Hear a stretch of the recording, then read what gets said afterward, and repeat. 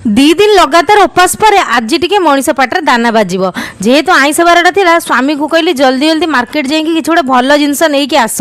तो सी मार्केट जाकि नहीं आसले दीटा भल जिनस गोटे हूँ मटन आ गोटे हूँ चिंगुड़ी चिंगुड़ी को रखीदेली आ मटन को ये बनवा स्टार्ट करदेली। प्रथम तो मटन को धोईकी आगे तेल लुण हलदी मैरिनेट करके रखीदेली तापर पियाज काटी नेली आलू काटी नेली अदा रसुण कंचा लंका गोटा जीरा गोटा धनिया को भलकिना पेस्ट बनईदेली। तेल गरम है से आलू बढ़िया किना छाणीदेली आ जो पर्यंत तरकारी टिके आलू न पड़ी से पर्यंत तरकारी आम ओडिया घर तरकारी भाया माना जाए ना।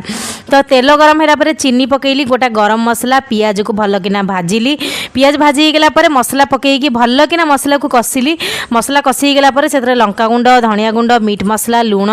हल्दी गुंड पकईकी मसला को आउ थे भलकिना कषिली मसला एकदम कषि गला मटन पकईली और मटन को कषिली 10-15 मिनट कषिली लगातार। मटन खाइबा जी टेस्टी ताडू करवा बहुत कष्ट कहीं लगातार ठिया होगी रोषे करिया पड़े। तो मटन कषि गला पकईली आलू तास्त पकईली टमाटो प्यूरी आउ थे मटन को ढंकेकी एमती मझे मझे देखिए कषुली मटन आलू आलू कषि गला से गरम पानी देदेली जी झोल अनुसार तापर ढांकीदेली आ 10 मिनट पर आमर ये गरमा गरम मटन झोल होगा रेडी। तास्त मुझे बनई गरमा गरम भात आ गरमा गरम भात मटन झोल हजबैंड को देदेली खाइया को आम समस्ते बस पड़लु खाइया को।